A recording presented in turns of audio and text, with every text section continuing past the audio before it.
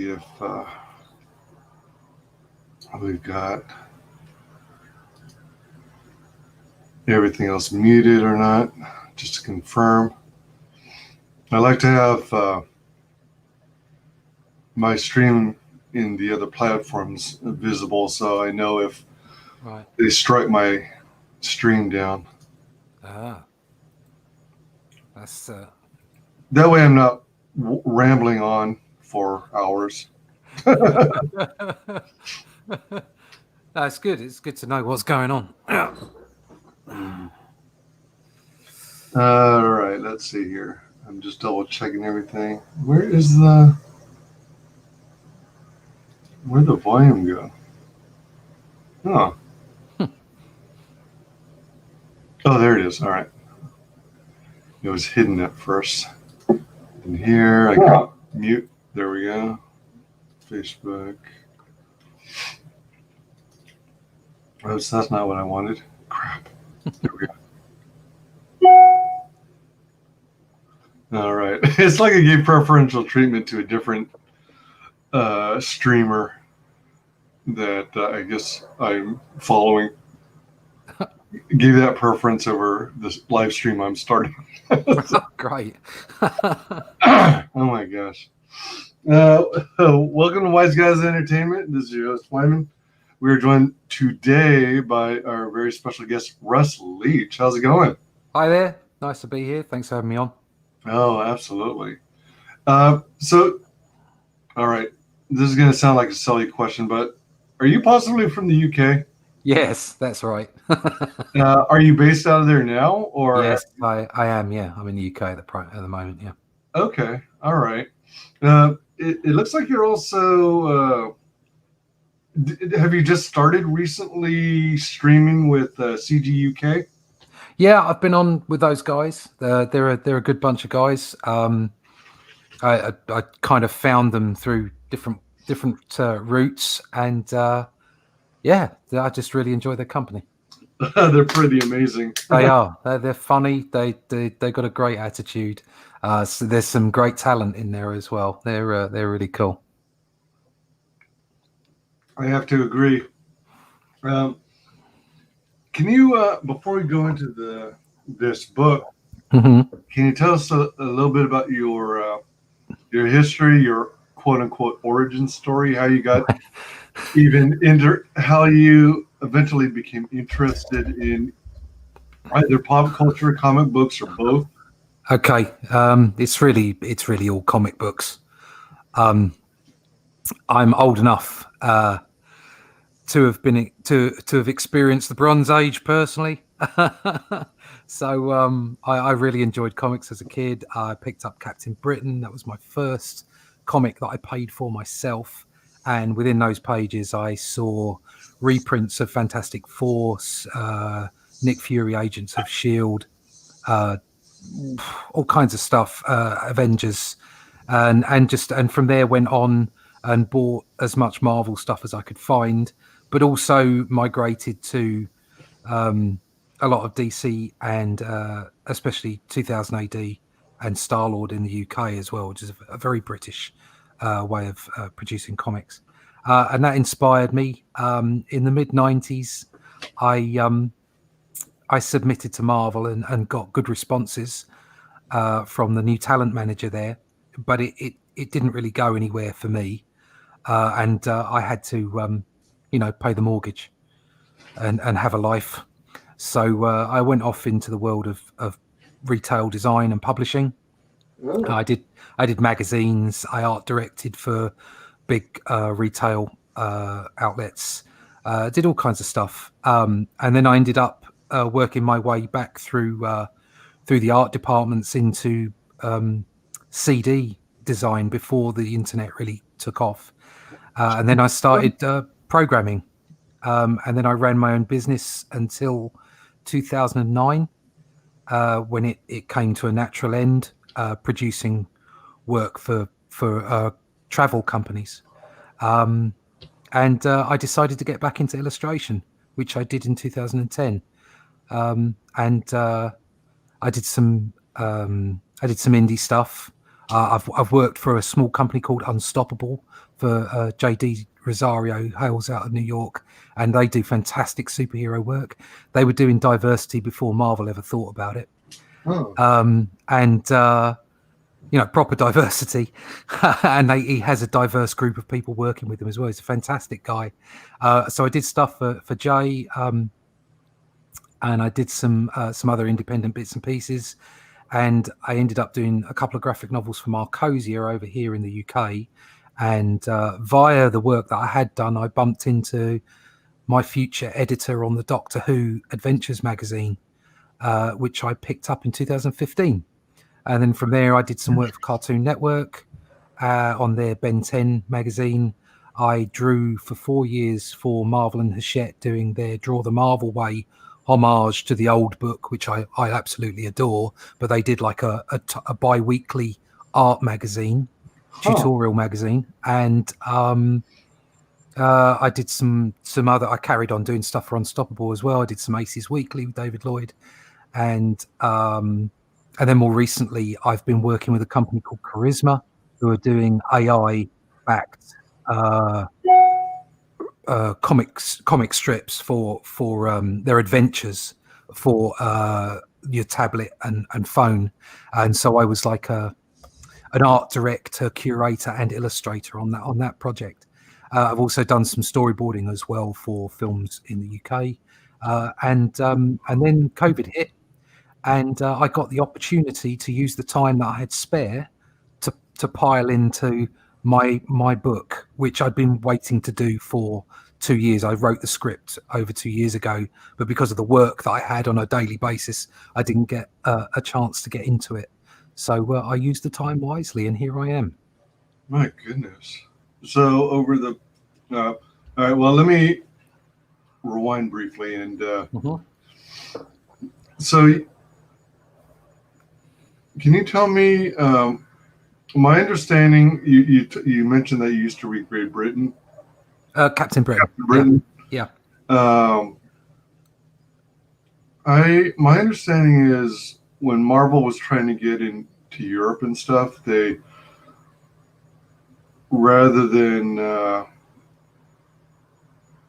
have a bunch of people in Europe start like a Eurocentric version of superheroes, they try to create characters that might appeal to Europeans, and that's where Captain Britain came in.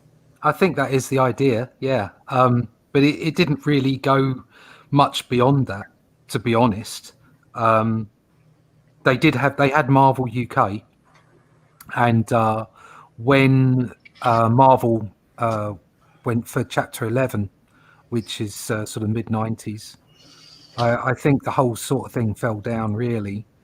I'm not 100% sure as to the chronology of it, but I know that Marvel UK ended up being bought, or the rights to reprinting Marvel material and distributing it in Europe went to Panini, who are the people I worked for Doctor Who. And for a while, up until Disney bought Marvel, we were producing originated stories for, Hulk, Spider-Man, Avengers, and what have you in the UK.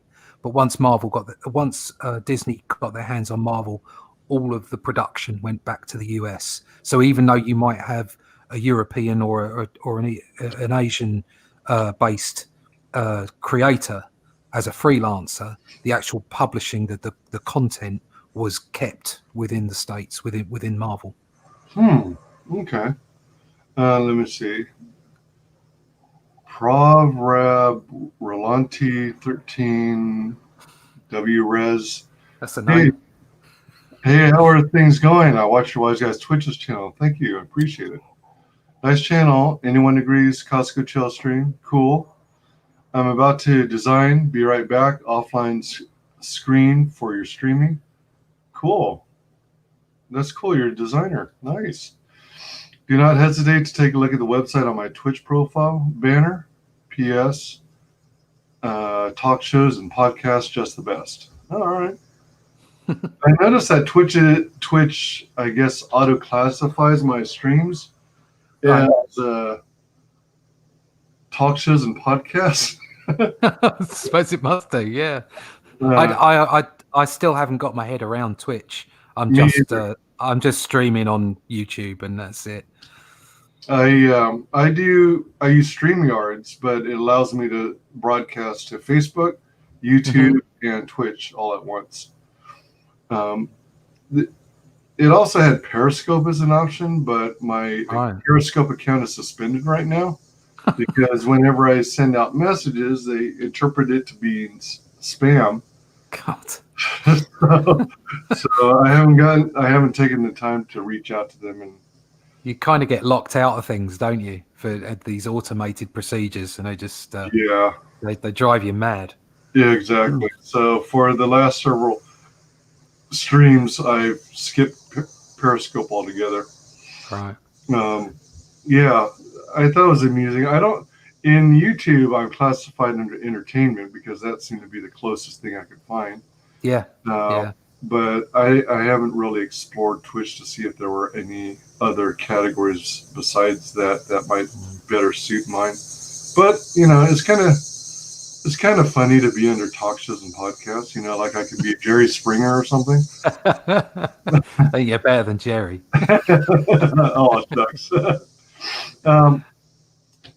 Tell me more about this Doctor Who adventures. I like Doctor Who. It's a fun series. But is this like a comic strip series? Yeah. It was running, I think, since 2005.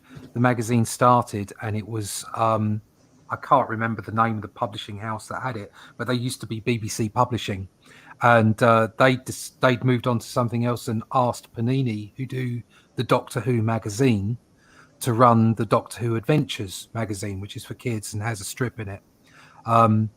So it's kind of ages 5 to 15. That was where they nailed their cross to, as it were, and I did a 2-year run on it. Oh. In fact, the last one I did was a spring special with Jodie Whittaker in, I think it was last spring. So it would have been spring 2019. Well, that's pretty sweet. I mean, I can drop you some pages anytime you like. So yeah. I mean, if you want, you can. You know how to do a screen share, right? Yeah. I'll put some up now if you like. Yeah. Here we go. I'll go find some. Panini. And when you were talking about working on CDs, are you talking about like doing illustrative designs for music CD covers? Oh, no. I mean, I've done a little bit of that. I'm talking about actually programming interactive CDs. Back when publishers used to have like CDs on, and because I was in retail, we were also working on CD libraries of products for people like Sony, where you could put the CD in and their sales force could take it somewhere to say, I don't know, a big retailer, and that they could slot the CD in, and then they could, they'd cycle through it. It'd be like a kiosk, stuff you kind of see all the time now. Yeah. But web has come on so much since then. But from there, I went into doing the same kind of thing on the internet very early on in the internet's life. Effectively, I started that 98, 99, those years just before the 2000s, and I actually built the first online product library for Sony in Europe. So,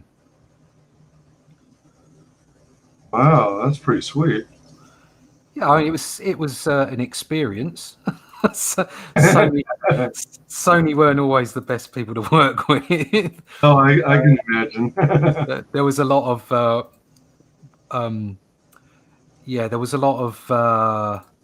working by committee. To do what everybody wanted. Trying to keep everybody happy is not a good thing. Oh yeah, I bet. So I've got some here. Here's a first page of a strip. If I share the screen, here we go. So this is the Doctor. I wish I could. There we go. There's a So you do page. all this line art. Yeah. So do you do? Are you like you've had so many varied jobs in different industries. Do you literally do storytelling, scripting, sketching, inking, and coloring and lettering? Yeah, I mean, yeah, it doesn't mean I do it all well, but yeah, I do. I can pretty much in my own book. I've done the colouring and the lettering. I know that lettering is a fine art, but I have done enough design, as in retail and publishing design, that I think I'm probably capable of getting it pretty right. Color wise, I've done my share of digital painting and what have you, but I really enjoy bold colors, broad shapes. So that's why I'm kind of attracted to the whole Bronze Age thing. So I like that look. So I'm not going to be doing any fine airbrushing or anything like that. I want a nice bold color scheme. But yeah, I can pretty much do the lot. I've done storyboarding for film and advertising as well. But storytelling, sequential art is my passion. It's something I've always loved and always wanted to do. So I'll stop that there. Yeah, because you've always been a fan of comic books, right? Yeah. It's just in, you know what it's like. It's in the blood, isn't it? Some things just don't let you go ever, and it's having that passion for that, having that passion for the medium. I think sometimes I've spoken about this before. I think that's probably what's lost in the mainstream comics industry at the moment, is that there are individuals with passion for what they do. There's no doubt about that.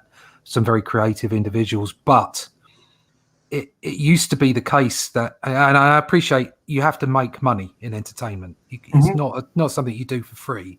And part of what I wanted to do, I wanted to draw in the bullpen with Stan Lee and all the artists and everything, and part of that passion was to be good enough to be paid to do it. So it's very much a business environment for me. It's something that I'm passionate about, but there's that draftsman element of wanting to be good enough for people to pay for your work. But even when you take that into account, comics were made to be comics. People made comics for the passion and the industry and the business of comics. But it seems now that comics are everything else. They're lunchboxes, they're films, they're everything but comics. The focus isn't on the comics. How I still don't quite understand. And this is, you got to take ideology and you got to throw it out the window. Okay, forget any of that stuff. Forget any arguments about the content of comics. How on earth can Marvel Comics have the numbers that they do after the most successful run of films in movie history? Oh yeah. Why were there not comics in every cinema? Because the reason for that is because from the top down, there wasn't the passion for making comics. It was about everything else. So I can't apportion the blame to anyone in particular. And of course, I'm not making billions of dollars like Marvel and Disney. So who am I to say? But I can just say it from my perspective, and how much I dearly love comics and the making of them and the medium, and why it's important to all ages, and why we've lost that. We lost a generation or several generations because we took them off the newsstand and they weren't in front of kids' faces. Those all ages stories from when I was a kid, they got me a vocabulary, they got me reading novels, and we're kind of missing that now, I think. And it's to the detriment of the industry and the detriment of making comics. When you were talking about how you would you work on all these different projects and you're working on magazines, is the term and definition of magazines in the UK the same as what we understand magazines to be in the US? Like we'll have anything from tabloid rags like the Sun, or we'll have Vogue or Time Magazine, Good Housekeeping. Yeah. that kind of stuff. Are So, magazines the same out there? yeah, absolutely. Yeah, Okay. magazines. So when I say I worked on the Doctor Who Adventures magazine, okay, it's a magazine for the age group 5 to 15, and it would have like games and stories and stuff like that in there. I used to do the illustrations for the Paternoster Gang pros as well. And then I did extra illustrations if they needed stuff throughout the book. And then there would be 9 pages of strip every month, which I penciled and inked. And then a guy called John Byrne, who's a bit of a legend in British comics, he would colour it. But when I did Cartoon Network, they had a Ben 10 magazine, and that had 8 pages of strip. But I did that pencil, ink, colour, and special effects. So, I may be way off, but isn't John Byrne the one of the creators behind Cool World? no, not that John Byrne. No, Oh, no, right. no, different spelling. Oh, gotcha. And in all these varied jobs, you've had these amazing opportunities. Was it one of those things where you were so hungry to learn that you seeked out opportunities, or did you get to a point at which you had, demonstrated your talent, you were out there, and companies kind of started coming to you, seeking out your take on their IP? Yeah, it's as with if you're talking about my life, my life prior to comics, prior to illustration, then I would say yes. I had people seeking us out while I had my business because they'd heard of what we were doing. Before that, I was working for agencies, so they would seek the agency out, and obviously I'd be part of the talent pool in the agency. As far as comic books are concerned, everything I've done on a professional basis has been via an editor, where the editor's known me or found me. And to be brutally honest, up until now, because of the nature of the work, because I've been working on kids stuff, all ages stuff, and what have you, I'm pretty much anonymous. Nobody really knows who I am. It doesn't matter that I've worked on what I've worked on. I'm anonymous to the comics buying public, and to pop culture in general. That doesn't bother me. You've got to get out there and show people what you got, and it's important to do that. You can't just sit back and hope that someone's going to notice you. And the older I've got, and the further along I've got, and the more experience I've gotten, definitely in comics as an industry, I've realised that that's the case. So as much as all I wanted to do when I started off was just draw pages. I just wanted to someone to give me a story and give me a page rate. But that's not a stable gig. It's not a stable job. You have to find your way. So I got other work, I've been doing the other bits and pieces I've been doing and gotten some pretty good projects. But as far as comics was concerned, I realized, especially with the comics industry changing as it has done rapidly over the last 2 or 3 years, I realized early on in that time zone, I realized I'm going to have to come up with my own IP. I'm going to have to come up with my own stories and have to make it for myself. So I did. That's it, really. You just got to get off your backside and get it done. And the idea started coming to you about 2 years ago? I wrote Only Death Can Save Us 2 years ago, and I'd written another script called The Emissary about 18 months prior to that, both of them with Bronze Age inspiration. And it was just a matter of me getting to them, really. I like I say, I've found this time, because of what's been going on, I've been able to get my head down and do it. But prior to everything going pear-shaped, what I was doing was taking a day out of my schedule every week and focusing on that story. So I'd already started the pencils before the whole world seemed to go bonkers. and it just led me into it. Once the work dried up, so the storyboarding I've been doing, I was put off because filming was put off, and the stuff I was doing for the AI comic book stuff online, that was put off because of investors taking their time to gain confidence back. So they both of them basically said, "We're coming back. Don't go away anywhere, but we've got nothing for you at the moment." So I used my time wisely. So, yeah. So it's one of those things with the type of gigs you've had. Would it be fair to say that you've more or less been a freelancer most of your life? I've not worked for somebody else's business since the year 2000. No, wow. So I've either had my own business or I've worked as a freelance in one form or another. Yeah. So for the most part, you more or less work from home, right? Or did you? Yeah. I mean, when I had my own business, we rented offices on occasion, depending on the project. We were pretty much a hot desk operation, so we could go anywhere. We spent time in the offices of our clients. Then once I'd stopped that business and I decided I was going to do freelance illustration full time, then I started working at home. I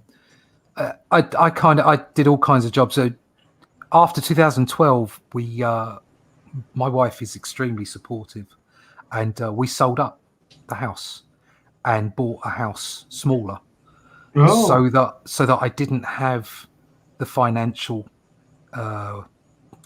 burden, if you like, and it meant that I could take on lower paying jobs.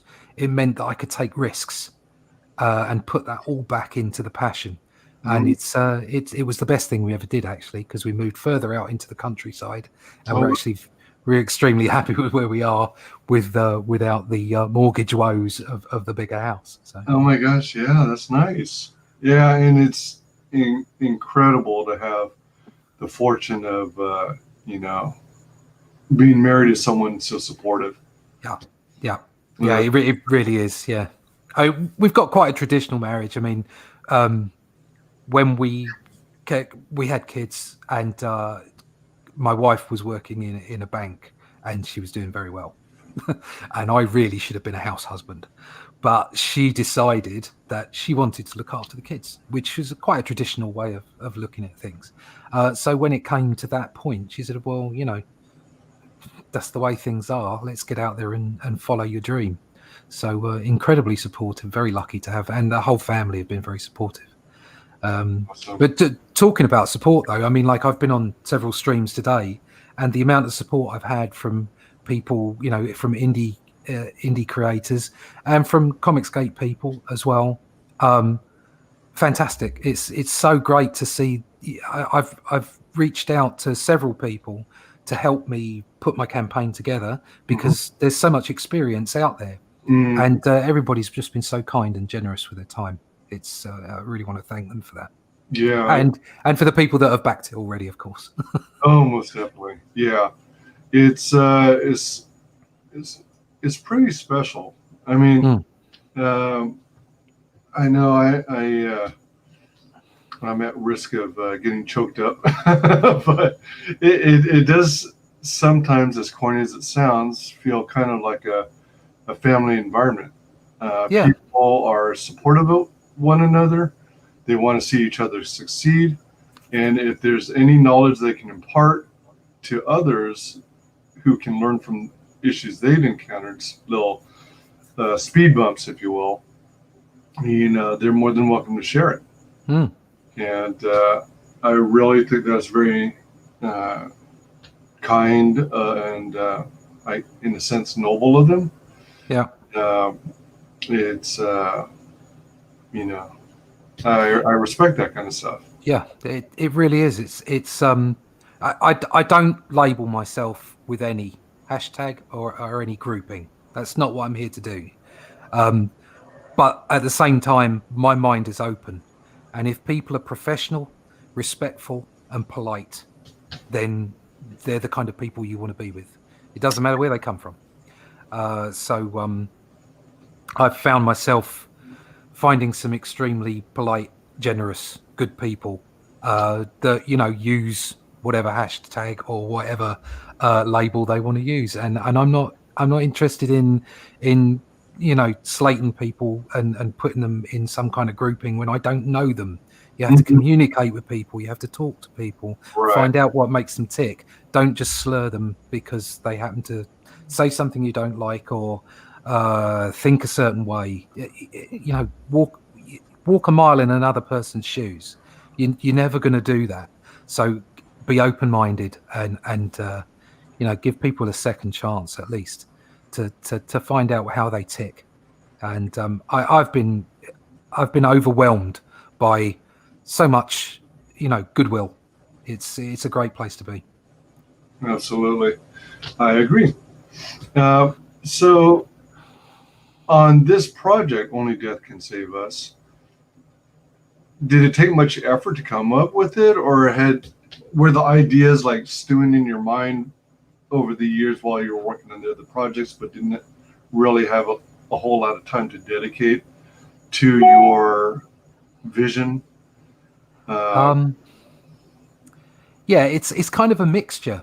In the same way that I said that I always wanted to draw pages and get paid for those pages and feel like a draftsman, and it was about there was a process to my work as well as the creative side of it. I came up with Only Death Can Save Us with certain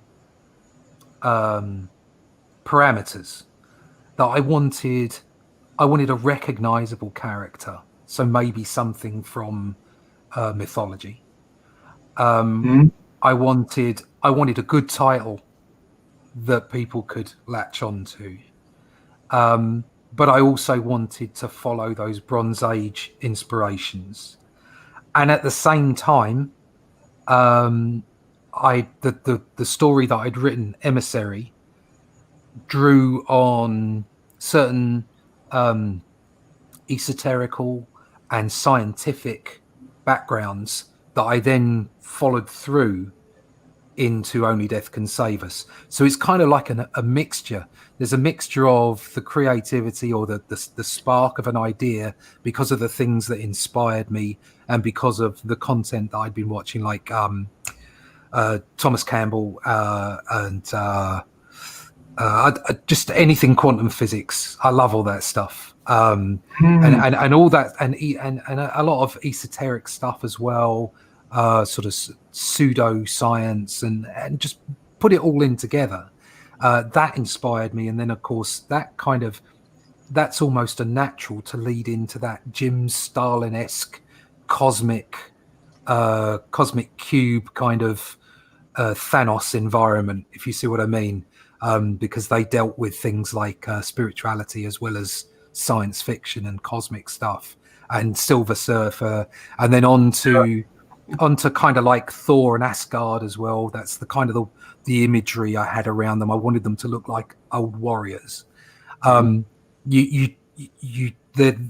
an integral part of the world, and they'll move through several books, the Four Horsemen and Death. So it all came apart. It all sort of came about as kind of an emerging concept. And then once I'd got my head around it, I realized that I needed a story, to put these characters in, but also to develop their characteristics through the story. And the original initial concept was that Death, who was receiving these souls, had become it's difficult to say inhuman because he's not human, he's Death, but had kind of lost a little bit of light, if you like. He'd been something and he'd lost it, and kind of like now he was listening to the souls, the departed souls as they came through.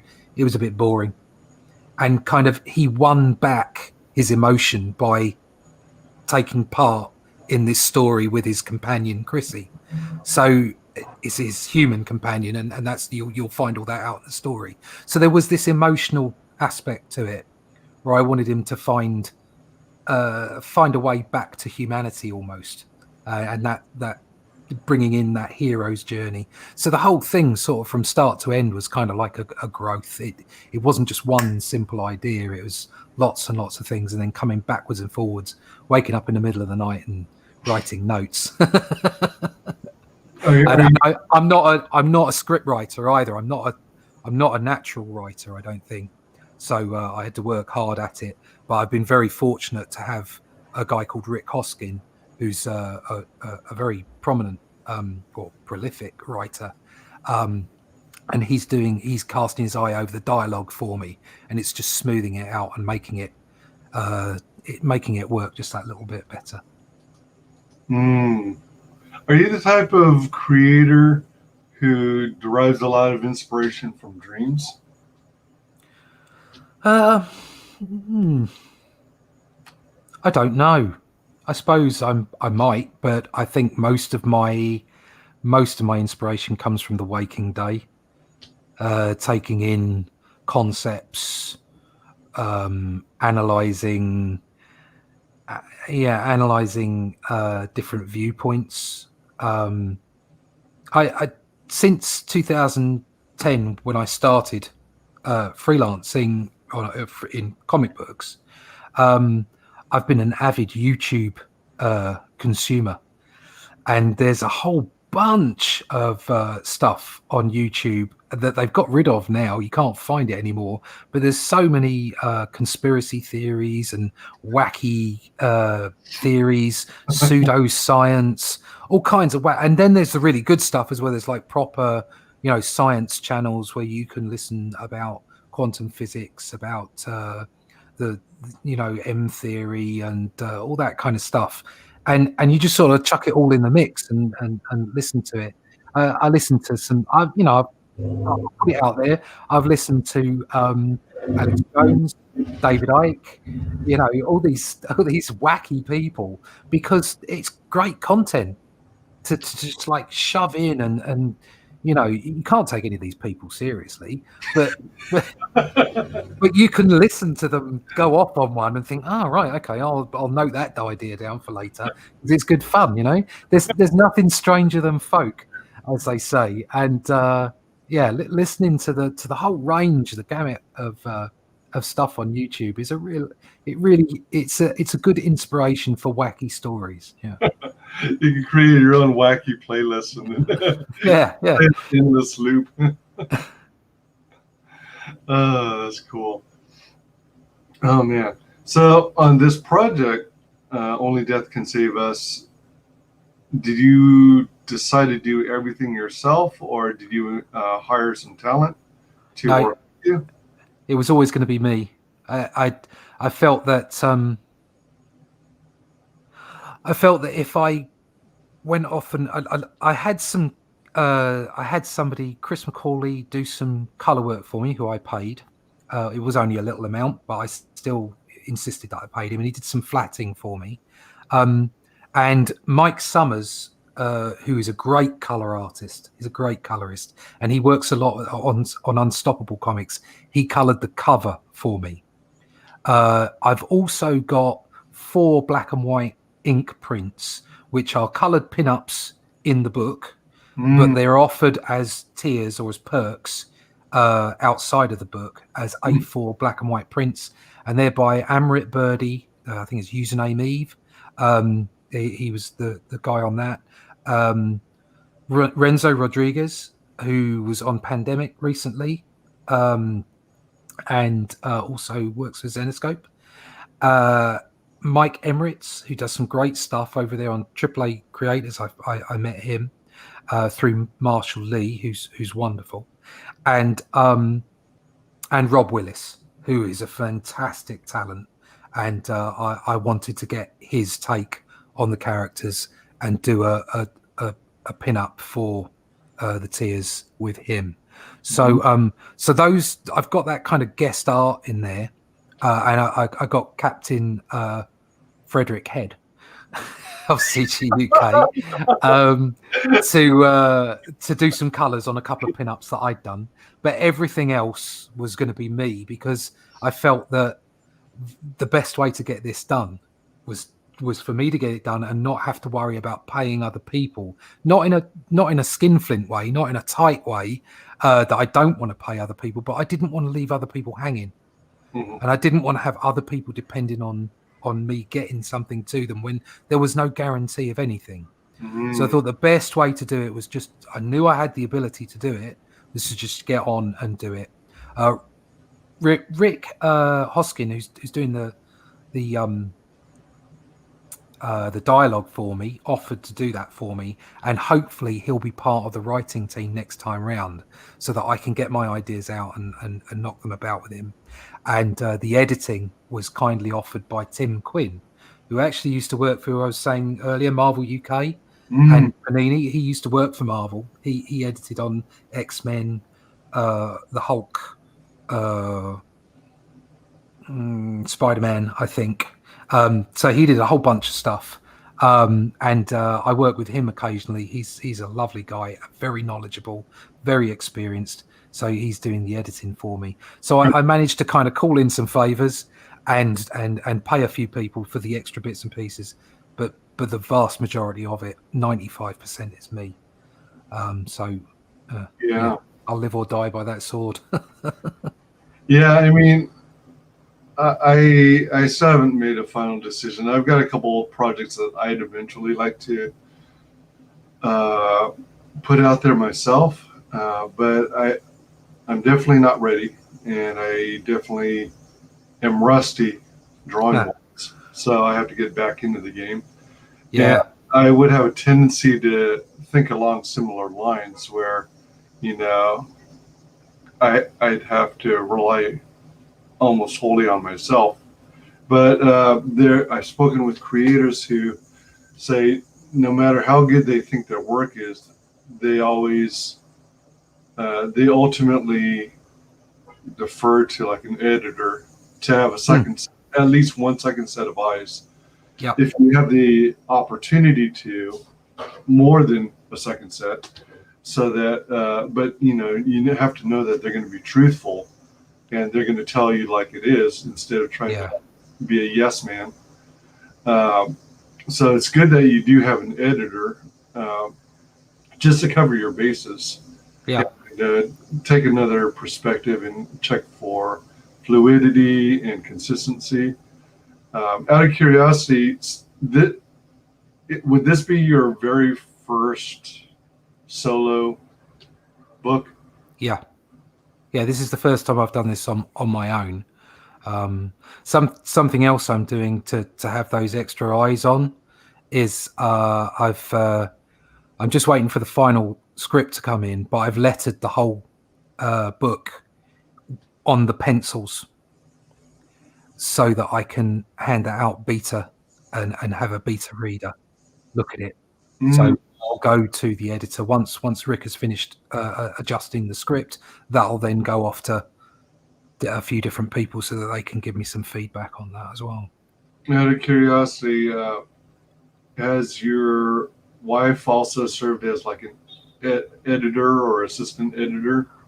She gets the final say on everything. No, for instance, my campaign today, I ran that past her as well because she used to. That's what she did. I mean, she was part of the corporate world, and she's extremely good at that kind of thing. So she passes her eye over it as well. And obviously, I don't have to pay her much. With a lifetime of love. Yeah. That's pretty sweet. What is your style? I mean, are you traditional? Do you work with traditional media, or are you a digital artist, or do you do some of each? I do some of each. For the most part, it's digital because it's quicker. So I try to use the digital process with a traditional approach. So I try to not have too many technical things going on. I tried to to use the brush as much as possible. I don't zoom in too much, because obviously you kind of put too much detail in. At least from my perspective, there are occasions when it's just too much. And so I keep it kind of like I use Clip Studio now. I used to use Photoshop for the longest time, but I use Clip Studio now. I keep it at 55%. It's almost like having it at A3 paper size, like Bristol board size. And then I zoom into around 70 or 75% for faces if I need to, simply because from a digital perspective, the pen just doesn't have the strokes. So where traditionally you'd get closer to the paper and have shorter strokes, you can't quite get that with digital if you're too far out. So sometimes there's those just moments you have to zoom in. But I still do commissions traditionally, and I will have 11 pages where it will be printed out, and I'll be putting the inks, laying the inks down, so that they can be they're all part of the tiers, so people can have a piece of original page art. So it's a combination of all kinds of approaches just to get the job done, really. Nice.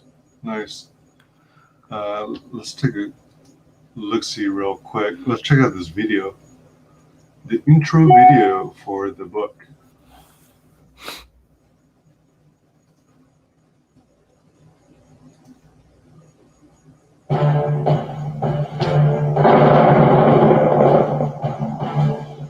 WyzGyz can say this is a Bronze Age-inspired cosmic fantasy romp, bringing together action and pathos as the ancient elemental known as death leaves from his ethereal retirement to help a young soul protect her loved ones, a world and her own existence itself.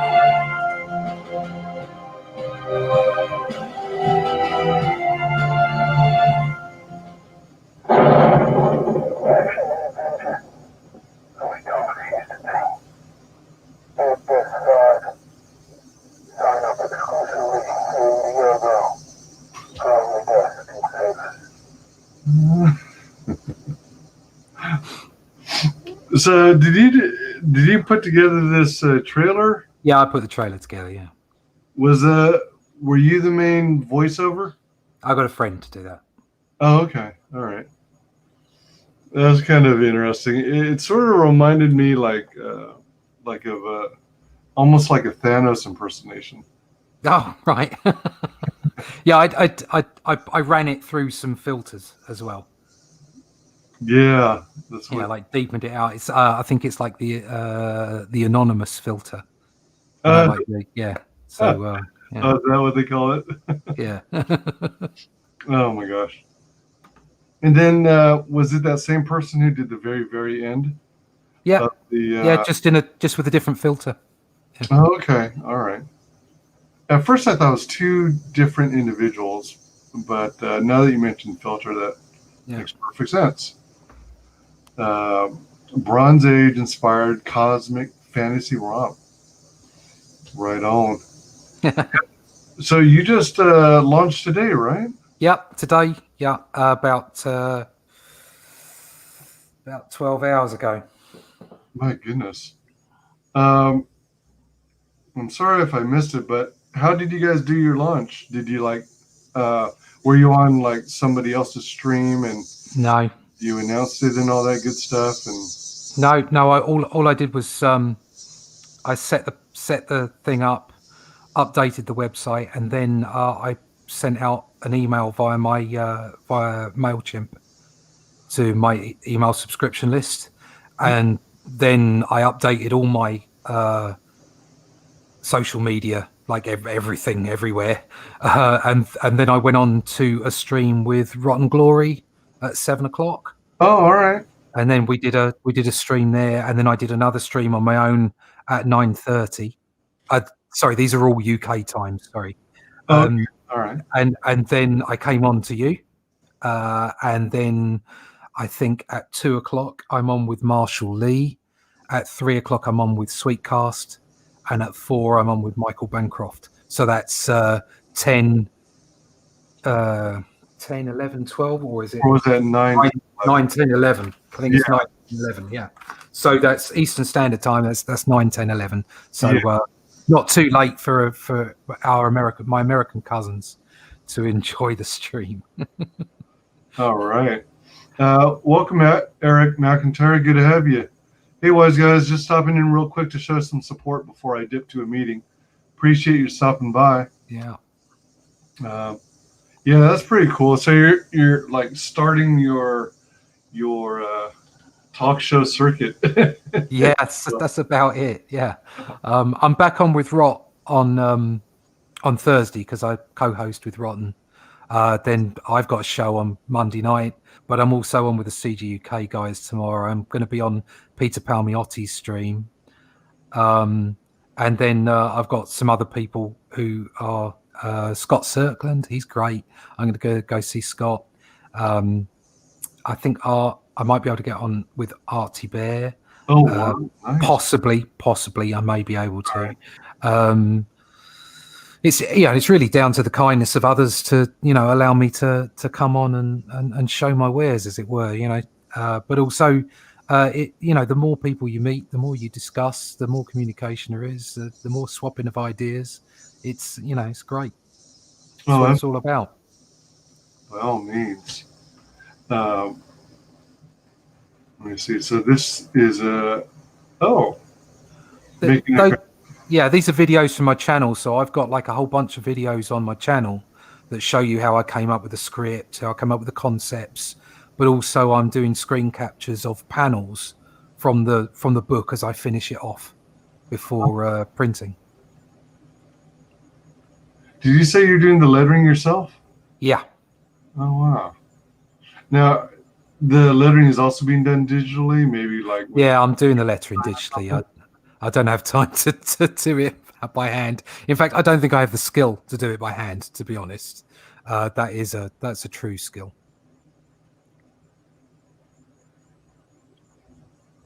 What do you use for your lettering? Is it like Adobe InDesign or? No, I'm using Adobe. Yeah. All right.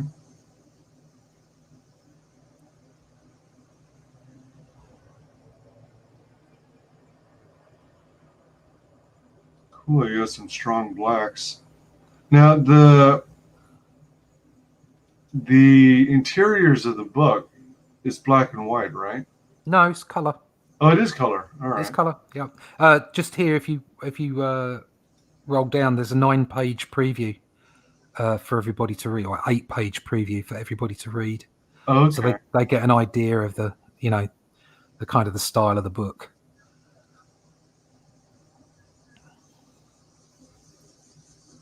Character turnaround. D? Yeah, Death. That's Death. But he is called D. It's his nickname by Chrissy, who is the other part of the duo, and you'll find out more in the book about how he gets the name and how they work with each other. He's got beefy arms. Yes, yeah. He's missed out on the leg day a couple of days. And so far, you've already got a start at 863, 16 backers. Well, 863 in USD. Yeah. Value converted from 645 British pounds, raised of a 5,000 pound goal.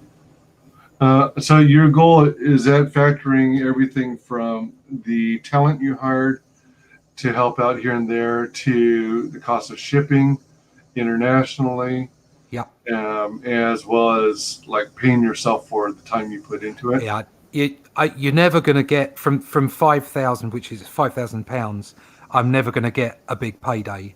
But on the averages that I've looked at, I should be able to at least have some in my pocket at the end of it.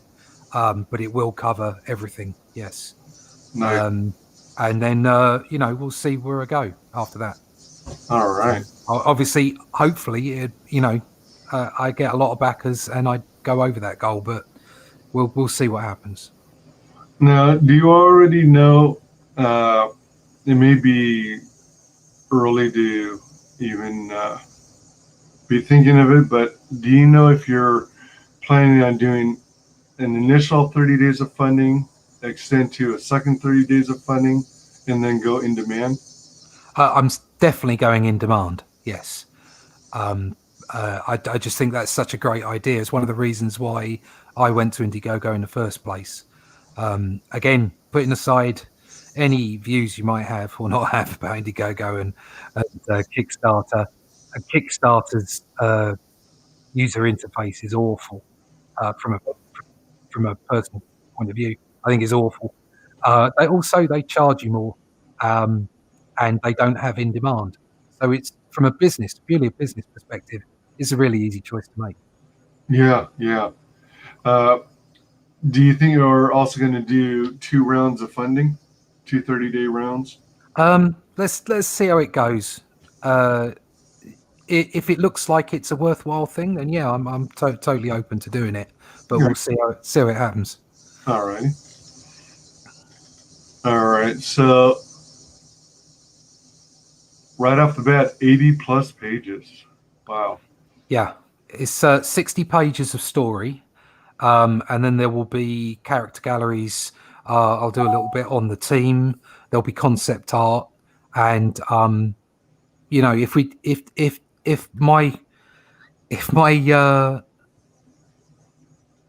the levels of my dreams are met, I will even put in another 5-page backup story. So I'd really like to get to a point where we could put UV Spot on the front cover, on Death and on the logo. That would just be lovely if I could get to there. But that's going to take some backing, and it's going to take some money, unfortunately. So I've got to see where it takes us. But yeah, it's 80 plus pages, and it will be plus. It won't just be 80. It'll be a bit more than that, I think, once I've got all the pin-ups in and the galleries and everything. Wow. Perfect bound, full color, cover and throughout the interiors. Yep. 60-page story, as you mentioned. Concept art. That's always fun. I'm always into behind-the-scenes kinds of stuff. Yeah. I think people like it, especially. I think the phenomenon of crowdfunding for comics. There's a two-way street between the backer and the creator.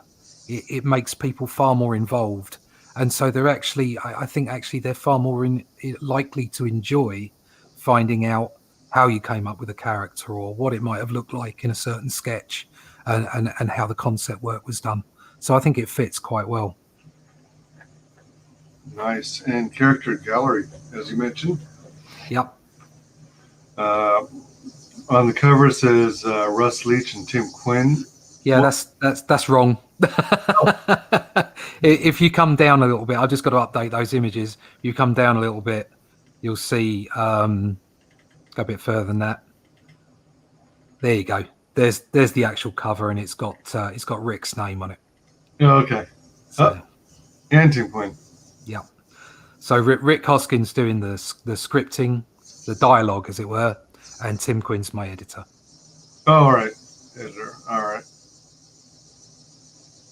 Check out these guys. It's like a big old dog pile of a battle. Yeah.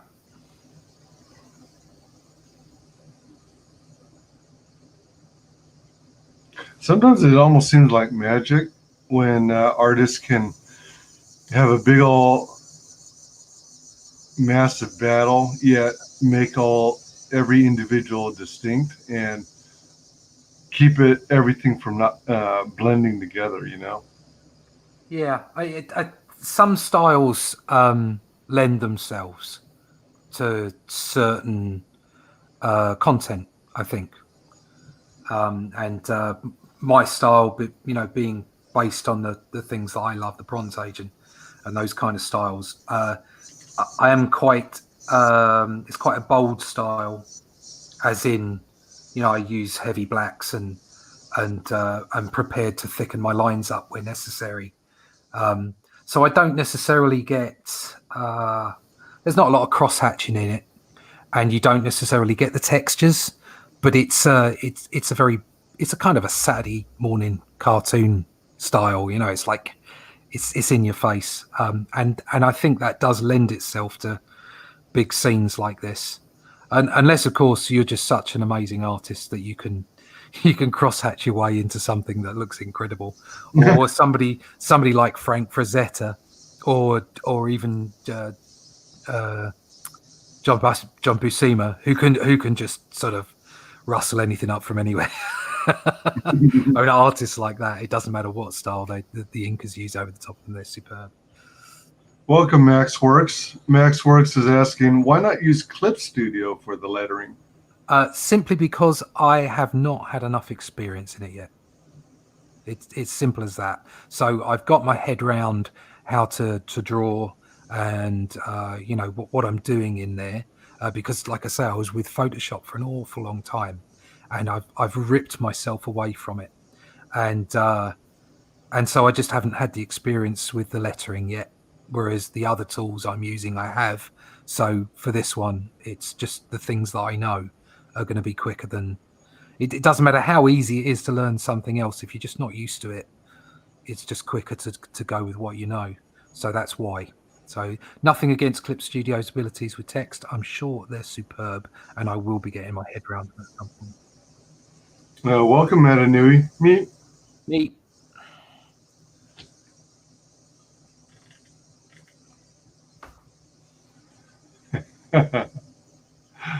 You got characters flying this way and that way.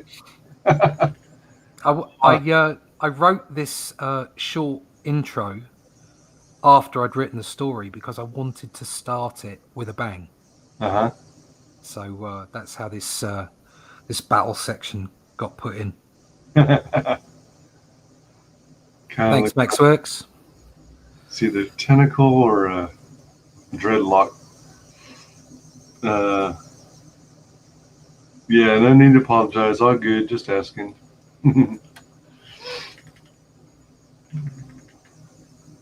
War, famine, pestilence, and death. So the concept behind them is that they're the four horsemen because they've been badly named over eons of mythology, alien mythology and human mythology, and actually they were the pillars of creation. They were the warriors of light. For you want another word, God, but she's called the Supreme, and this is at the beginning of our universe. Okay. I like his markings.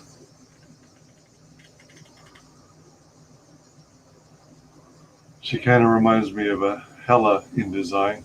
Yeah, very much inspired by that. Yep, I'll own up to that all day long. Book 1, Keystone. And this is literally the first several pages of the book. Yeah, right? Yeah, it's the first 8 pages of the book, yeah.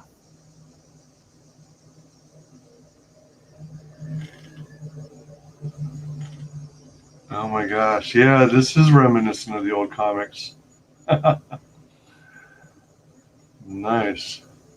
It above this entrance and below his throne, is that actual hieroglyphics that, No.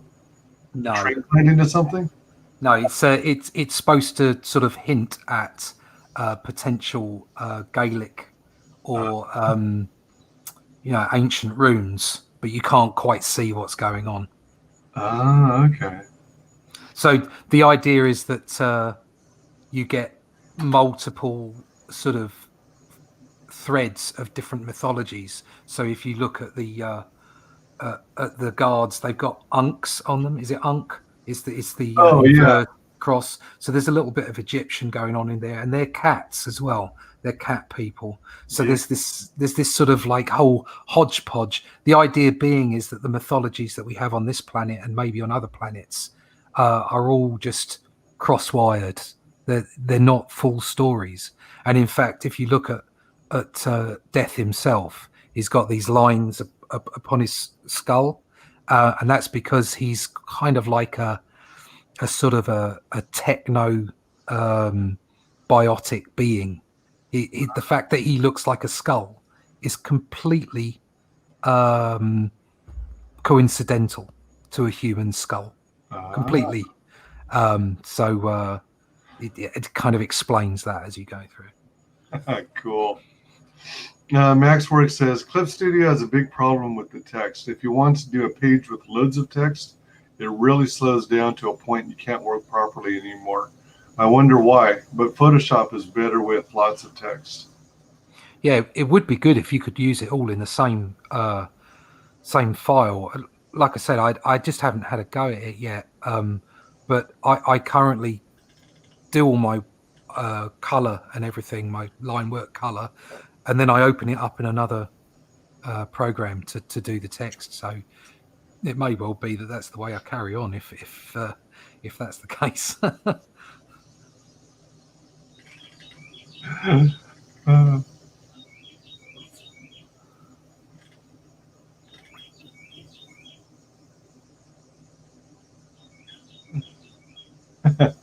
It's cool that you can see expressions, changes in expression in the skull.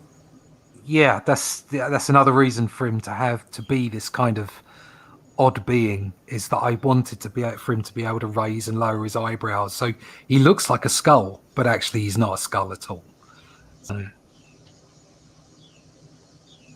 And I actually like, I don't know if this will change later in the book, but how it's framed. So you've got the lower jaw attached to the rest of the quote unquote skull, and then you have nothing but darkness down here. Yeah, there's no jaw bone connecting it. There is occasionally the hint of something going on in there, but you never see it. That will be for another book. Cool.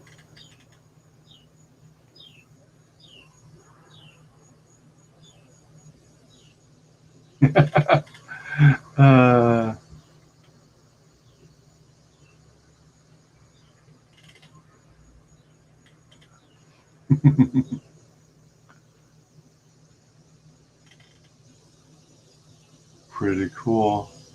It's nice that you gave everyone like a peek as to what it's going to be like. Well, like I was saying earlier, I'm pretty much anonymous, even though I've worked and worked for some pretty prominent IPs.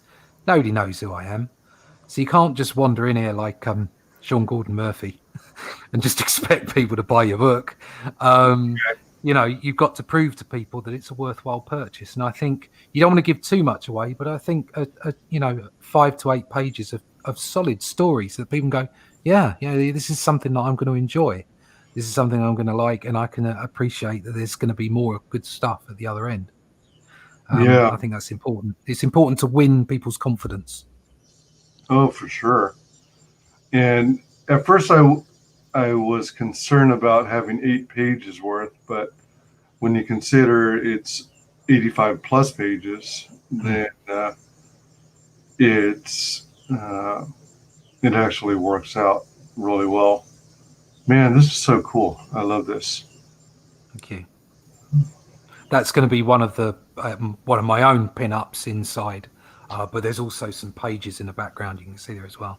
But that was just to say, come watch me on the channel, because I'm going to be doing, I'm going to be posting, every week I'll be posting a couple of screen captures from the inking. I've already done a bit of penciling, so. Approximately how much of the book would you say is done so far? I think I'm at around just under 30% of the inking, all the penciling's done. I've lettered the whole thing, but I just need to go back through with a new dialogue, which won't be a problem. And obviously, I've done 15% of the colours. Yeah, it's quite a way through. I expect to be finished. Early November, so that it can be sent off to print in November. I've got down delivery dates of January next year, but whatever I get back at the end of November after the printing, if there's a gap, if there's a window for decent postage prior to the Christmas period, because you don't want to mess with the Christmas period, I will be getting books out then. So some people might actually get their stuff before Christmas. All right. Wouldn't that be a treat? That would be cool if I could do that, yeah. But obviously, I'm not gonna mess around with postage. I'd as far as the Christmas season is concerned, I'd rather stop, and give it the distance it needs, because what post is like at Christmas everywhere, and then get back onto it in the first week of January and get stuff out to people then. Mm-hmm. Yeah, for sure. Max Works added text in one go. I mean, not lots of bubbles. If you write a whole page like a normal book, it slows down immensely. Wow, that's got to be some kind of weird byproduct of the engine that they're using in there. It sounds like a buffering issue. Yeah. Let's see here. Status at 1st September launch. All pages have pencils, and around 30% of the book is inked, 100% lettered, 15% colored. Well, there we are. Yeah, I remembered. The Perks, Rob Willis. In production, preview, available September. Awesome characters. I think I can do a bang-up job on this one. Renzo Rodriguez. Yeah. So these are the actual pieces coming from them? These are the ink A4 prints that you can get in the tiers. And they'll also appear in the book coloured. Although Amrit's he's coloured one himself, so I'll put that in the book. But everyone else's, all the others will have like these sort of bright Bronze Age colours. So all right.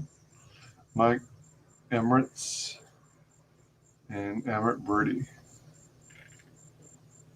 All right. 9 tiers to choose from. A mix of original art and prints from some truly awesome guest artists. Rob Willis and Renzo Rodriguez and Mike Emirates and Emmert Birdie. A4 prints, poster sets, A4 character sketches, and the Four Horsemen A3 poster. Not folded, but sent out separately in its own cardboard tube. Mm-hmm. Yeah, because I don't think people want folded posters. Yeah, given the choice, I'd prefer not folded. Yeah. But so it'll be an A3 poster? Yeah, A3 poster. A3, yeah. Okay. So you have to pay a couple extra dollars for the postage, but if that's what you want, then it's a choice. Now, isn't A3 smaller than 8.5 by 11? I have to get a ruler out for that. I don't think so. No, I think it's bigger. Oh, am I like backwards? Because I was looking at. Oh wait, let me see. Oh, all right. It's 420 by 297 as far as millimeters are concerned. All right. A4 and A5. This is going to be A3. Oh, okay. So it's like a magazine spread. Oh, all right. Okay, all right. All right. We also have a tier for the collector with original page art from the book and a one-off printed and signed color canvas of the original art. Whoa. 50 by 50 centimeters canvas print. So this canvas image was used for the cover? Yeah. Now, do you have any when you resize it for the cover? Because 50 centimeters by 50 centimeters, that's a perfect square. Yeah. The cover image is made to wrap around the spine. Oh. So it goes around the spine, and then the blurb you usually have on the back, like credits and stuff like that, just goes down the left-hand side of the back cover. Oh, okay. All right. Oh, all right. So that works out. Canvas print. Original pick. Oh, wait. If it's a canvas print, then it's going to be stretched onto a frame? Yeah. I get it printed via a canvas printer, and it goes onto this wooden frame. Yeah. Oh, wow. That's pretty neat. How many pieces do you intend on having made traditional? Right, I've got 11 pages in total, and I've picked those pages out as kind of like splash pages, and 10 of them are in the tier that's just page art and a book, and one of them is in the collector's bundle, which includes one page art, the canvas, all of the posters, and 2 books, as well as any of the other stretch goals that obviously come along with it. Okay. Max Work says A3 is a bit smaller but wider. Yeah, it sounds about right. All right. Cool. We got an original page art 10 available. All right. Is it going to be sketched and inked? No, it'll be inked. It'll be inked. All right. It's just that page isn't inked yet. All right.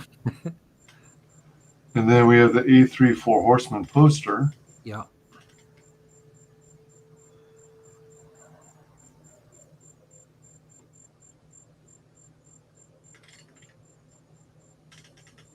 Stretch goals. All right. Yeah. I've got ideas for stretch goals, but I didn't want to just put down everything as, make it look like I was expecting to get, more than I'd asked for. So what I've done is I've gone with the first piece, which is Pestilence. It's an A5, so it's a postcard size, and it's one of potentially, if I do well, and I can put the stretch goals up as they come, and it's potentially one of a set of 4. So you get the 4 horsemen that I've drawn and coloured, and each one goes on a postcard. Huh. And so you have a postcard set. But after that, I've got the ability to get a death pin, so a pin badge with death on it. Also, I was looking at, like I was saying earlier, a UV spot on the cover, so to make death and the Only Death Can Save Us pop out in UV.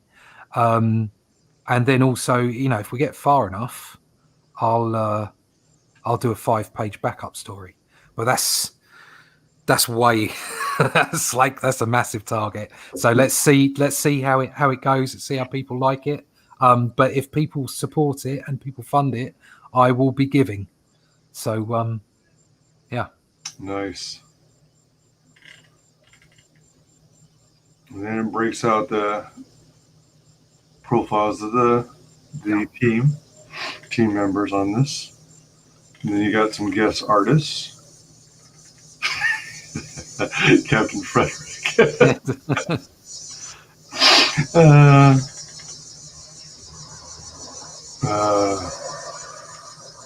Kind of like what we were discussing earlier. Yeah, basically that, yeah. There's some art I've done for Marvel. Now, is this what they call a scroll? That's a super scroll. Super scroll. Yeah, oh, so yeah. And all the Fantastic Four's powers, yeah. Human Torch, The Thing, Invisible Woman, and Reed Richards. Stretching in the middle.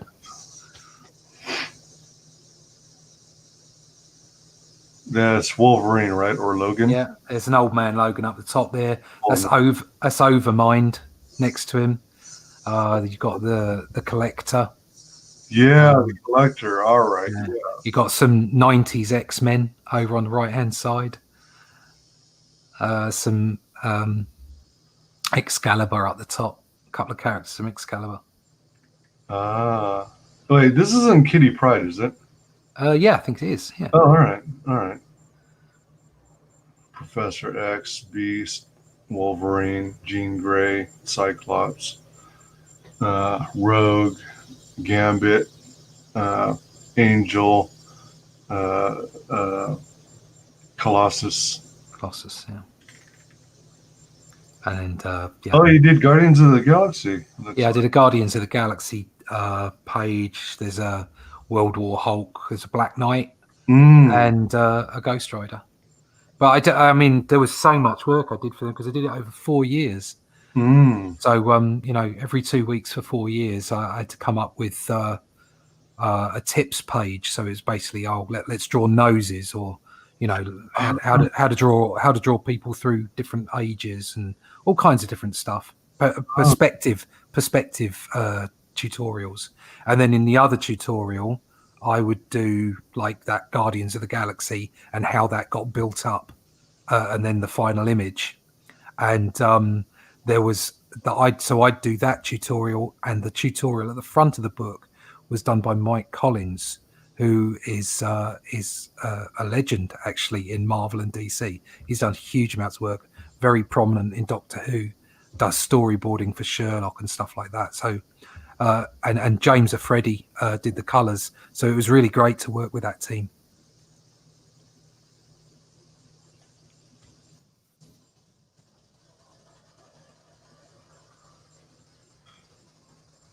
The World, Keystone.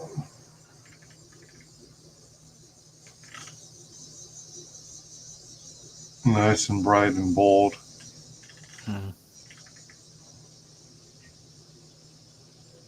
Yeah, that's the blurb. And then, like you said, your YouTube channel has like tutorials or behind the scenes work on this project. Yeah.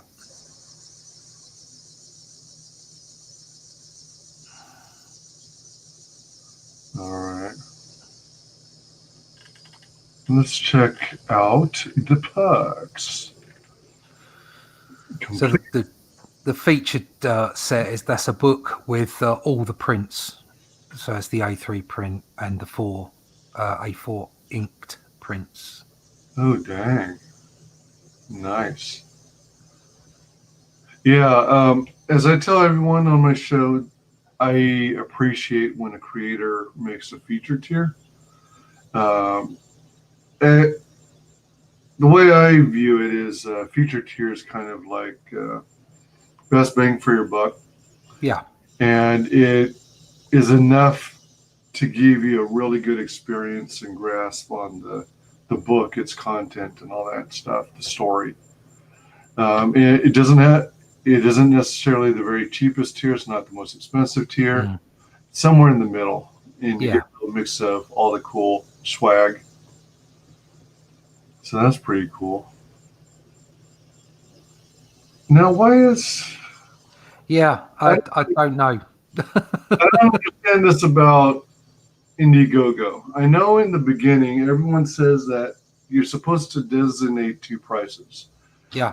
One which represents the price it'll start off at, and the other will be the price that it drops to pull in more interest. When people see a discount, people tend to spend money. Yeah. But with you literally just launching your campaign, why would they already be dropping your price? I know. Well, basically, it asked me for this was weird in the UI. It asked me for a retail price, so I gave it a retail price. So I would expect to sell it for slightly more through retail. And things like, for instance, the sketches, the A4 sketches, I put down the price in retail that I would charge if I was at a convention, but it's slightly less in the campaign. But I have actually sent an email to Indiegogo to ask them about this, because I feel like you don't need it. There's no reason to have it, but the interface doesn't allow you not to have it. Yeah. So I've posed the question to them and said, look, is there an issue in any kind of local regions that this would be a problem? If there is there a way to turn it off? Because I looked up and down and back and forth through the whole UI, and I could not find anywhere where you could turn it off, and I couldn't put in a figure that was the same as the price I was asking for. So I don't know quite what's going on there. That's the price. That's the proper price for the campaign. And if there's any way that Indiegogo can turn off the deductions, then I would prefer them to turn it off. But I've been realistic with all the prices. So. Right. Yeah, especially when it comes to international shipping, that's where a lot of people get slaughtered. Let's see. Then you got the single graphic novel. Yeah. Again, that's a hell of a deal considering it's an 80+ page book. When I first put, an apology to my American friends. When I first put the 20 in, and it converted it was $25. So I was happy to make it $25. But the conversion has changed since then. It's made it 27. So what can I do? I can't control conversion rates. So sorry. Hopefully you don't mind the extra $2. And I guess it begs the question: why can't you control the currency conversion? You can't. It's an automatic. Come on now. Surely you can find a way. I'll break in somehow. There you go. Yeah, that sounds like a plan. This next tier, single book plus backer's name in the credits. So you'll have like a credits page in the finished book. Yeah, there'll be like an Annals of Eternity. It's Death's List. Oh. So you can be on Death's List. Cool. And he refers to the list once in the book.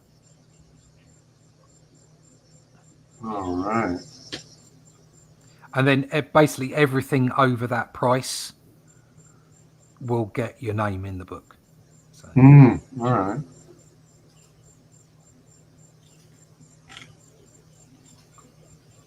One copy of the book, your name appears on the death's list of eternity.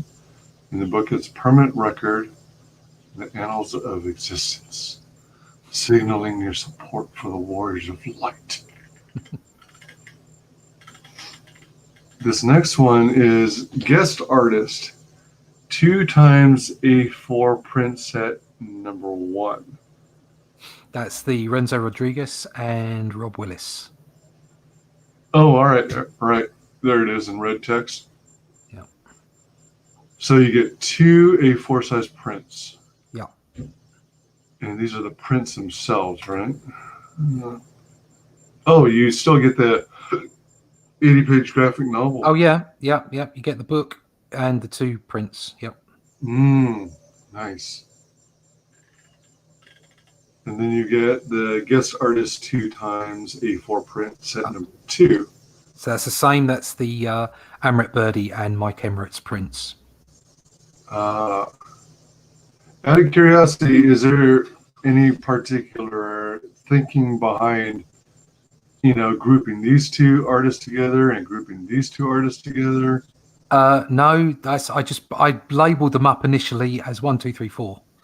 And I just put in 1, 2, and 3, 4. It just came out that way. There was no thinking on that. All right. Something you can do though is if you just wish to buy the book or the book with your name in it, or if you look further down, the book with a sketch, you can add on Rob Willis's print. All right. So I know there's a lot of Rob Willis fans out there, and people like his artwork. So if you want to, you can just buy the book and then add his print on. Now, similarly, it sounds like you're making use of the add-on feature, which is really good. Do you have the option to add on any of the prints? No, just Rob Willis at the moment. But if people want just one particular print, shout me and I will make the perk. All right. Or similarly, well, we haven't gone through all the perks, but all the tiers. But there may be some people who want all 4 of the prints. If you want all 4, then you can get the tier. You can get the feature tier, and you'll bag the A3 as well for that. There you go. That's true. That's absolutely true. All right, so that's set number 2. Then we've got a bundle. Cool. 2 copies of the book. Save on postage. Yeah, this is one of the things that creators use as a workaround to get past the crazy shipping costs. Go in on it with a friend, and then you guys split the shipping costs. Mm-hmm. Although it does appear to be that shipping from America to here is quite a bit more expensive than shipping from here to America. Oh, so it's not as bad. Gotcha. All right, so that's a 2-pack bundle. Yeah. Now we got this one here called Single Book plus A4 black and white character sketch. Yeah. So that's if you get that one, it'll, unless you contact me. If you contact me, if you've got this one, I will draw what you want. But otherwise, it's a random sketch from the number of characters throughout the book. Ah. All right. Yeah, so if you want a specific character, reach out to them. Yeah.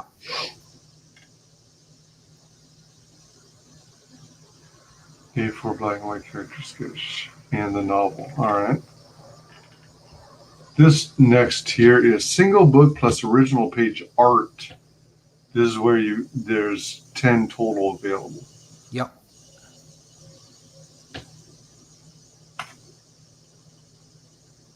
Copy the book and then an A3 original ink page art on Bristol paper. Yep. 1 to 10 action splash pages scattered within the book. And then when it comes time to fulfill, are you basically going to like throw the names in a hat or something and then randomly assign the random pages, or are you going to? All right. Yeah. Basically, there'll be a stack of 10, and as I pick them out, they'll go out in the post. All right. Awesome. But I would like to think that they're all as good as each other. They're all different pages. Most definitely.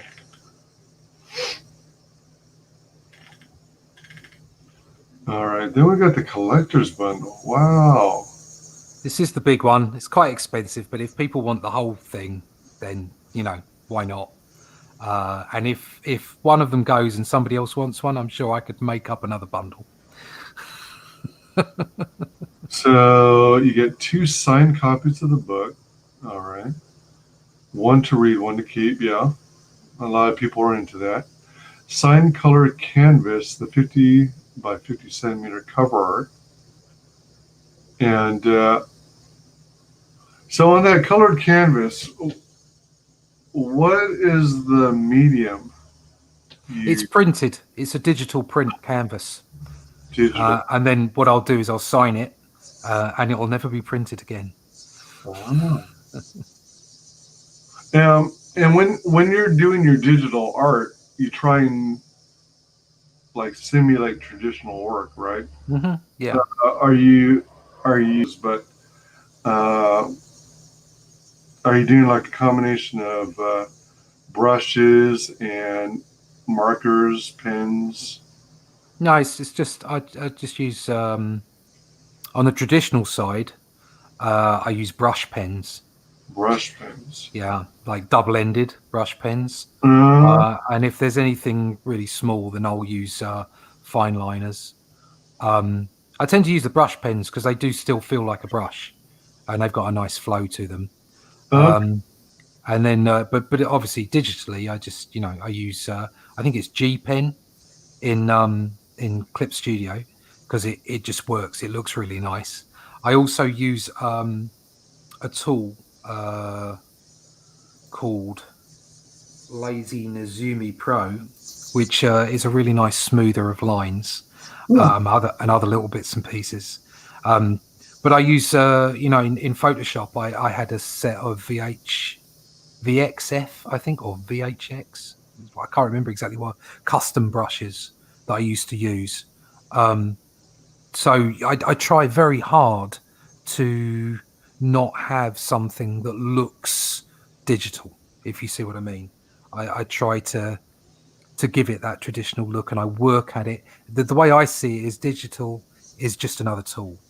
I'm not here to use it in a different way. It just so happens that I don't spill my ink. The dog doesn't eat my artwork. I can't burn anything.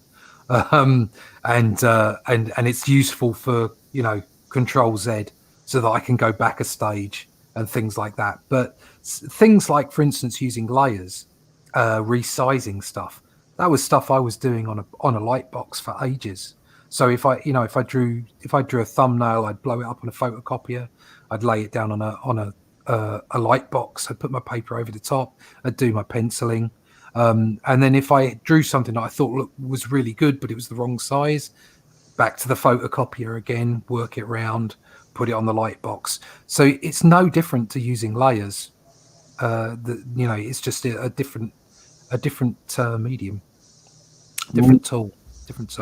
So, but these the 10 or 11 pages will be I'll print out the pencils, and then I'll put traditional inks over the top of them.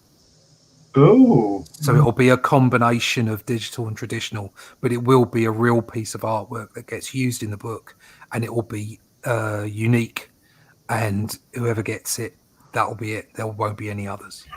So nice. Let's see. And then you get an A4 pencil and ink sketch. The A3 original inked page art. All right, hold on. So you get an original color canvas cover art. A4 pencil and ink sketch. Was that like something from... Yeah, that's like the same as you get in the other tier. Yeah, all right. So effectively what you get in the collector's bundle is you get everything. You get an A4 sketch, you get 2 books, you get the A3 poster, you get all 4 A4 posters, you get the 50 by 50 canvas art, and you get a page of artwork from the book. So you get the whole thing. Yeah. That's why I made it a collector's bundle. And like I say, if somebody buys that, God bless them. That would be fantastic. But if there's anyone else out there that wants one after someone else has bought one, even though it only says 0 of 1, just get in touch and I'll make another one just for you. That's pretty sweet. 4 prints, 4 Horsemen poster, 2 novels. All right, cool. Cover art canvas, 50 centimeter by 50 centimeter, plus an A3 original page art. All right. So that's where you get the 11. And of course, you get the postcard as well. And if we reach even more perks, there'll be a set of postcards and maybe a pin badge and, maybe a baby spot UV on there. Who knows? Yeah, because the postcard is at the 5,000. Yeah, as soon as I hit 5,000, that first postcard will be part of the set. So everybody will get one of those. And of course, if you signed up for the pre-campaign email list, you'll also get a vinyl sticker. Ooh, all right. Maxworks is asking, and where's my perk with my print? Hey, kidding. Best real media imitation software was Corel Painter. Oh, yeah. I Painter X, was it? Might have been. I'm not sure. It was wonderful, really, really nice stuff. But as with anything, it's like once you move from one program to another, you're learning stuff, and you just got to get on. So I never really got a chance to get to grips with it. I still have it. I might actually have a copy of Painter myself, but I don't even know if it's still compatible with my computer these days. It is a good program. He's right. It is a great program. For sure. Yeah. And way cheaper. Yeah. Absolutely. Well, that's something else about Clip Studio as well, is that compared to Photoshop, it's like incredibly cheap. Having to go that whole sort of subscription model. I have got an old copy of CS5 or 6, and that's what I was using. But of course, I couldn't upgrade it. I couldn't do anything with it. So that's why I chose Clip Studio, which I've been very impressed with, I have to say. Is Clip Studio one of those programs you just purchase outright? Yeah. Whereas Adobe, Photoshop, they're trying to force everyone into digital subscription. Yeah, it's a subscription. It's a horrible, horrible model. I agree. Procreate is super cheap. Clip Studio on a tablet is horrible. $10 a month or so. Hate that. Yeah, the subscription models are awful. And when you say on a tablet, do you mean a drawing tablet rather than a screen to draw on? Like I draw on a Cintiq, on a Wacom. I don't draw with. I don't know if people use the pens, or are you talking about like a hand tablet, like an iPad or something like that? I'm not sure which one Maxworks will probably clarify. I've noticed from all the interviews I've done and all the creators I've spoken with that there's quite a number of people who really dig using a combination of iPad Pro, which I think is from 2007, right? And the Apple Pencil and Procreate. Yeah, I've seen a lot of people like that stuff. Yeah, my daughter uses it. Oh, is that right? Yeah, but I don't have any Apple merchandise, so I don't use it. Do you anticipate one day doing like some kind of crossover event with you and your daughter? Oh, well, yeah, she wrote a story some time ago, and she was keen to actually do the coloring on this book, but she's too busy. She has a life. She does. All right. iPad and stuff, not a computer. Yeah. Anytime you're dealing with mobile technology, you're going to have some bandwidth issues because you're taking as high a quality of components and cramming it into a much smaller space. And usually, when you cram technology into a small space, you're sacrificing here and there. Yeah. Because you can't fit everything, obviously. Otherwise, you'd have a desktop. Exactly. I mean, you encounter those kinds of issues with laptops, even. Yeah. I used to use laptops a lot, but no, I'm back on desktops now. I've got a desk set up, and I've got my light box next to it, and my Wacom, and so I can swap easily enough as I need it. Maxworks adds, Procreate might be cheap, but buying the damn iPad, of course, cost as much as the Photoshop back in the day. Yeah, that's why my daughter's got one and I don't. Yeah, because who's going to buy one for me? I mean, that's what. Yeah, that's also why a lot of CG artists are suggesting an older model of iPad. Yeah, iPad yeah, Pro, exactly. because it's going to be cheaper. Yeah. Than the newest model out there. So yeah, very, very cool. Let me see here. That's pretty darn cool. That's it. That's all of it. That's all the tiers. That's a kit and caboodle. That's the ultimate. I was concerned about putting too many tiers on, but I think I've been reasonably concise, so that people have got a choice about what they can have, and they're not too difficult. They're not like overcomplicated, should I say? Yeah, I think it's pretty decent and straightforward.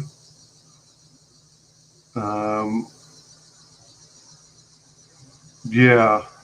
Do you happen to check out Indiegogo and look at other people's campaigns? Oh God, yeah. I go and check out other people's campaigns, and I've had help on this, to be honest. I went and Michael Bancroft has been. I keep saying this. He's been exceptionally helpful. Thank you, Michael. And also Captain Frederick Head was extremely helpful, and Rotten Glory was very helpful, and a few other people as well, who have been extremely kind with their time. And it, like I say, the amount of indie creators there are out there, whatever their label, they're all working real hard to make great comics, and it's a great environment to shoot ideas off. And if you put yourself out there and ask for ask a question, ask for some help on something, people will respond and give you their time, and that's just a fantastic thing. Oh yeah. The reason I was asking is because there's a particular campaign, it's called She Return of the Warrior. Oh yeah. I think that's, if I remember, I hope I'm not blanking out here, but I think it's by Billy Tucci. Yep. I love the character. I really wanted to, I was really interested in the campaign. And then when I looked at the campaign, and, I tell everyone about this too, but I must have spent a good 30 minutes, 45 minutes trying to understand all the tiers. Right. It seemed like it had 15 or 20 different perk tiers. And they had like 4 or 5 big artists, and everyone was doing a cover, and you had different combinations of each, and it was just kind of overwhelming and confusing. So I'd study it, I'd go over it, then I'd have to take a break, come back later, study it some more, try and understand it, take a break. Yeah. You can kind of overcomplicate things, can't you? I made a point of not going for any alternate covers, although it must be said, somebody as brilliant as Billy Tucci, and obviously the collaborators he's got working with him, can afford themselves that room to make alternate covers and do other bits and pieces. Oh, sure. I mean, I've come to the table, without anyone knowing who I am or whatever. So I think an alternate cover is a silly thing to do in my situation. But taking all that into account, it is important to make your messages clear so that people can buy your product. So you want to make it as simple as possible. It's tricky. And then, of course, you're obviously working within the boundaries of Indiegogo and its user interface, so you can only do so much. But it's a tricky balance. And that's another reason why I think there's great value in having a featured tier. Some people they either don't want to take the time necessarily or don't have the time to spend poring over a campaign. Yeah. But they know beyond a shadow of a doubt that they like your story, they like the artwork, and they want to support you. Yeah. And sometimes having a featured tier makes all the difference, and they'll just go, bam. That's right. And especially like you say, if it's the best bang for your buck, then it's an easy sell, isn't it? Or it's an easier sell. And that's what I tried to do with my feature tier. Is effectively I gave all the prints to everybody for a low price, and you get the whole lot in one go. Hopefully people will recognise that and enjoy it, because I do hope that people take up the opportunity to buy the A4 black and white prints by the other artists, by the guest artists, because they're just superb. They're just so good. For sure. Maxworks points out older models don't support the new stylus pen for Procreate with all the pen pressure stuff. Right. Yeah, there's always kind of a delicate balance on technology.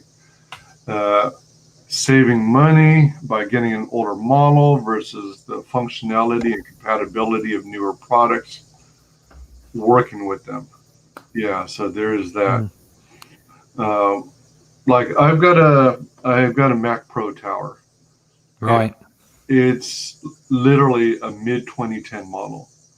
So we're already in the 11th, coming up on the 11th year of its life. It's doing well then. Yeah. I mean, I've been working on computers for years, so I tend to try and be careful and take care of it and maintain it, because I can't.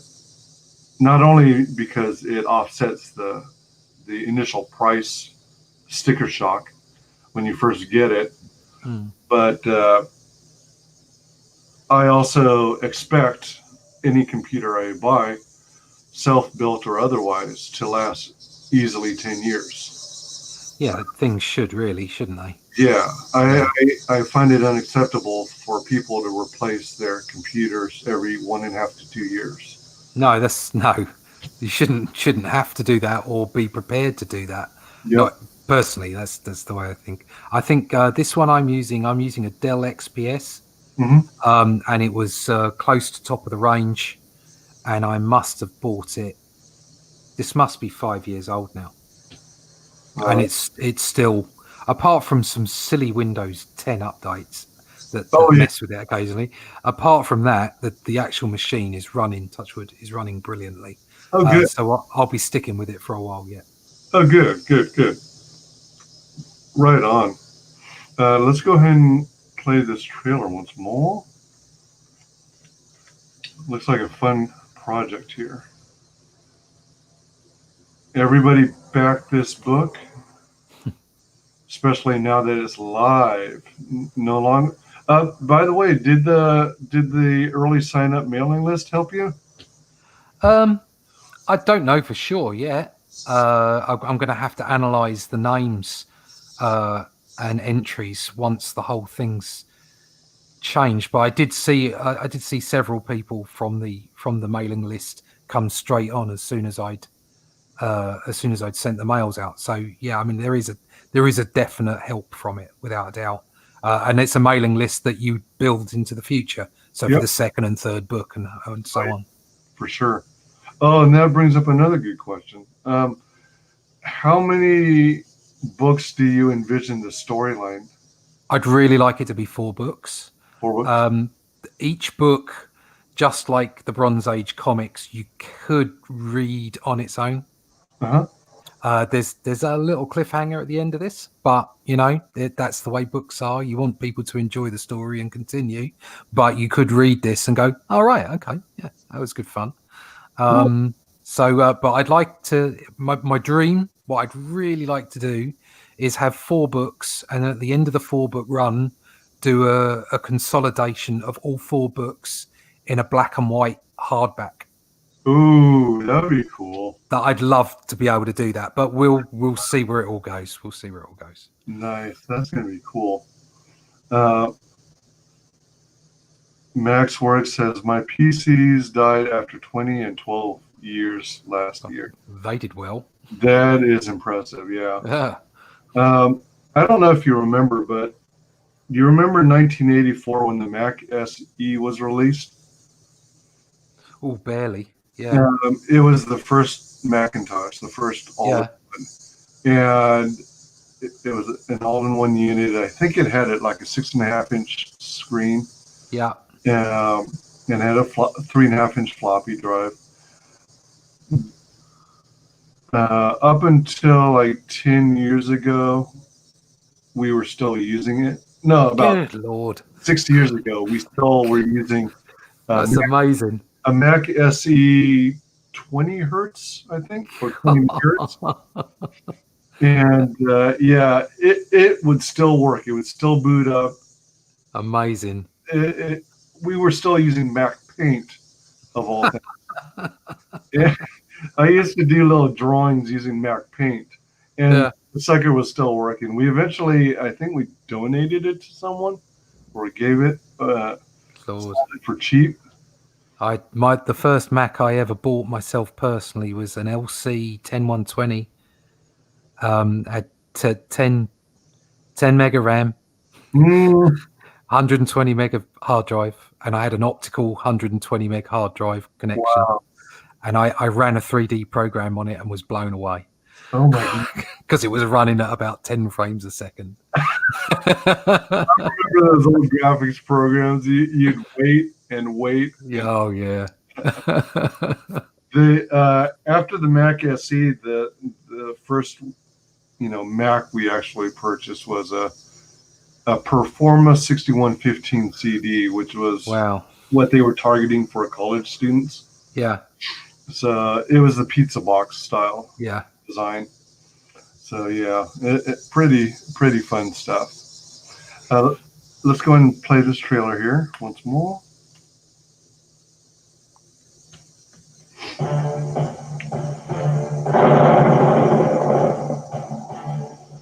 Only death can save us is a Bronze Age inspired cosmic fantasy realm, bringing together action and pathos as the ancient elemental known as death leaps from his ethereal retirement to help a young soul protect her loved ones, a world, and even existence itself.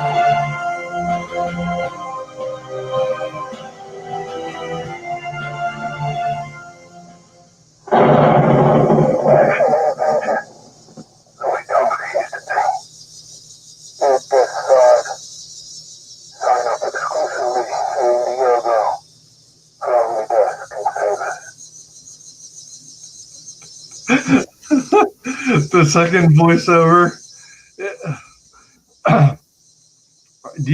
Are you into gaming at all? A little bit. Do you remember StarCraft from Blizzard Entertainment? Oh no, I never played that. No. It kind of reminds me of these Space Marines. I guess it's similar to if you ever played Halo. Yeah. I thought the guy sounded like Michael Biehn, actually. Oh, all right. From Aliens. So, because he's got a little bit of a southern twang to whatever accent he put in that time. So, cool. Let's see here. So, yeah, only death can save us. Oh, you bumped up. You're at 9. Where are you going? Look at that. Look at that. 13% of your goal. 17 back to go. Right on. Cool. So what a great first day. Yeah. Moving on up. And fantastic. Let's see here. I think we will call it now and wrap this up. Thank you. Oh, actually, would you take the floor and share with the world how you can be reached on social media? Yeah, you can get me at Comic Book Black Belt. That's my channel on YouTube. You can find me at russleach.com, comicbookblackbelt.com. You can find out about my book, Only Death Can Save Us, at onlydeathcansavus.com. You can get the link there to the campaign that is currently live. You can find me on the Twitter on the Fleece book. You can find me on the Parlay, and you can find me on the Instagram. And I will talk to anyone about comics and comic book art, no matter where they come from. All right. Let's see here. Oops, wrong window. Hello. All right. I want to thank everyone in the chat for joining us. Thanks to everyone who watches us on replay. You can find me on Twitter at WyzGyz Tweets, on Twitch, WyzGyz Twitches, on Parlay under WyzGyz Parlays, YouTube under WyzGyz Entertainment, Facebook under WyzGyz Entertainment. Please like, comment, and subscribe. Mark the bell for notifications. Indicate that you want all notifications instead of none. And hopefully YouTube will give you some heads up whenever I post a new video or stream. Thanks to our very special guest, Russ Leach. Thank you for having me on. Thank you. That is really appreciated. Thank you for your time. Thank you. Absolutely. We'd love to have you on again. You're always welcome here. Thank you.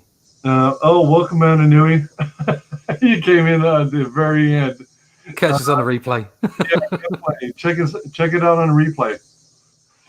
All right. We are closing and ending broadcast in 3, 2, 1. Peace. Hail, chat.